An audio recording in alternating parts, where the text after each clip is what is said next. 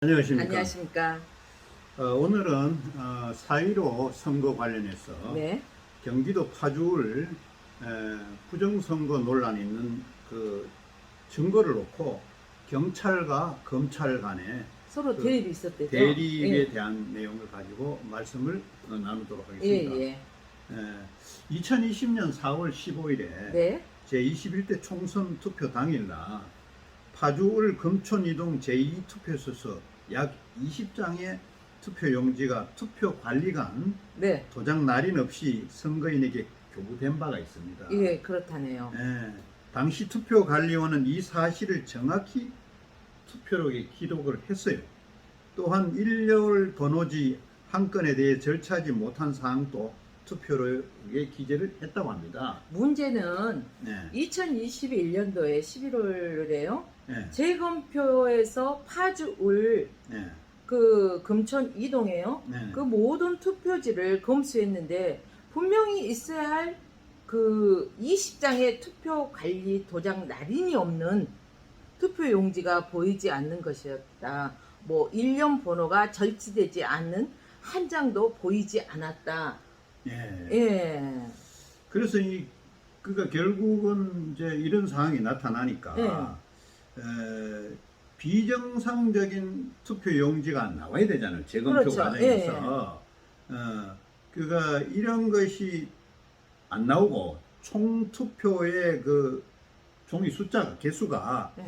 정확히 일치했답니다. 예. 그러니까 이거는 뭐 완전히 깨끗하게 됐다 이거죠. 그러니까 투표 용지에 손을 댔다. 예. 이건 도저히 물리적으로 생각해 볼 수 없는 이야기죠. 네네네. 재검표 하기 전에 누군가가 손을 댔다. 예, 예. 이렇게 의심할 수밖에 없잖아요. 예. 이거는 있어서도 안 될 일이고 있으면 정말 이상한 일이잖아요. 그렇죠. 그래서 이제 이것을 관할하는 그 쪽이 이 혐의 네. 이걸 갖다 조사하고 증거가 있고 이런 것을 갖다가 고소 고발은 당시에 미래통합당 박모 후보가 예. 도태우 변호사라는 사람을 통해서 예. 고소 대리인을 통해서 2022년 8월 22일에 예. 의정부지검 고양지청에 공문서 위조와 위조 공문서 행사 등의 혐의로 고소장을 제출했어요. 예. 그래서 피고소인은 파주시 선관위 사무국장 등 이렇게 피고소인이 된 겁니다. 예. 이 사건이 진행될 당시요. 파주 경찰서장 그 73대 서장이었던 그분이 부임한 상태였죠. 그분이 했죠. 있는 당시인데 이모 서장. 그렇죠. 그런데 이 파주 경찰서는 고소인은 불러가 조사를 했어요. 네네. 그런데 피고소인인 참고인이나 피고소인은 전면 조사를 안 했어요. 예, 예. 아니, 경찰이 이렇게 할 수가 있습니까? 그래서 결국 파주 경찰서에서 그해 11월 14일 사건을요 무혐의 종결 불송치 결정을 했다고 하죠. 그러니까 이게 경찰이 좀 웃기는 것 같아요. 지금 보니까 이 내용으로 봐서는. 이에 대해서 검찰이 보완 수사를 또 요구했잖아요. 그 후에도 파주 경찰서는 또 요구해도 추가 수사를 진행하지 않고 6개월 지난 올해 5월 달에 해당 사건을 다시 또 무혐의 처리했다는 거 아닙니까? 결국 그러면은 경찰의 두 번의 무혐의 처리에 대해서 검찰은 파주 경찰서 측에 보완 수사를 재차 요구하게 된 거예요. 또 요구했죠. 그쵸? 7월 19일자로 검찰은 파주 경찰서에 보완 수사를 요구했고 그 요구한 검사가 의정부지검 고양지청 이근정 검사랍니다. 그러니까 하여튼 용맹스러운 검사가 있어야 돼요. 이 끝까지 물고 늘어지는 잘못된 점은 계속 물고 늘어져야 됩니다. 그래야 그게 검사로서 인정을 받지. 이게 자꾸 무혐의 처리한다고 의심이 가고 문제가 있는데도 그냥 넘기면은 이게 안 되지 않습니까? 그렇죠. 지난해 그 11월 14일이요. 파주 경찰서가 해당 사건에 대해 검찰 불송치 결정을 했을 때 당시에도 의정부지검 고양지청은요 같은 해 12월 19일 파주 경찰서에서 보안 수사를 지시했다고 합니다. 예. 네. 아무튼 이제 검찰이 네. 동일한 사건을 가지고 경찰이 무혐의 불송치 결정을 두 차례나 또 보안 수사를 지시한 것은 굉장히 없는 일입니다. 예. 그렇게 이례적인 일입니다. 그만큼 검찰은 경찰의 수사가 허술하다고 판단하고 있는 겁니다. 그렇죠. 경찰이 얼마나 엉터리 아니냐 이렇게 검찰은 보고 있는 거죠.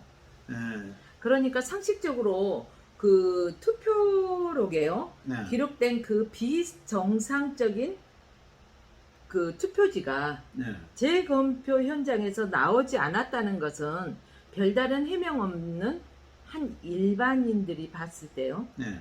예.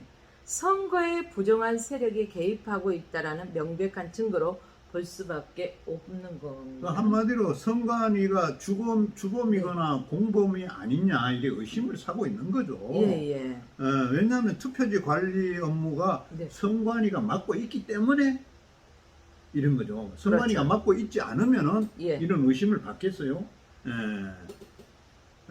그래서 이 검사의 행동이 예. 검사가 대한민국 검사라면 예. 제대로 이것을 관철시켜야 되겠죠. 대법관들이나 법관들이 잘못하고 있는 이런 면에 대해서는 깨 부숴야 됩니다. 네. 검사가. 근데 이제 지금은 또 파주 경찰서장이 새로 신임 경찰서장이 왔답니다. 네네. 전에 경찰서장이 아니랍니다. 아무튼 두 번이나 보안 수사를 지시한 사항에 대해서 예.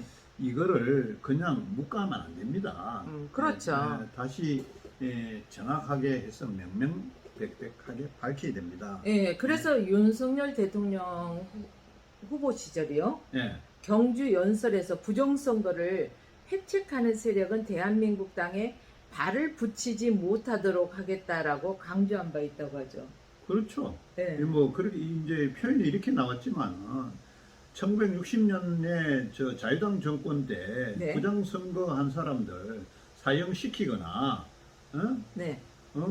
뭐 사실은 그런 사례가 있었잖아요. 네. 주체가 그때는 내무부였지만 이런 것을 보더라도 네. 요번에 이 파주 관련 정확하게 밝혀서 이 부정선거 다시 안 나오도록 해야 됩니다. 예. 안 그래도 선거 관련해가 지금 말이 많지 않습니까? 그렇죠. 그렇죠.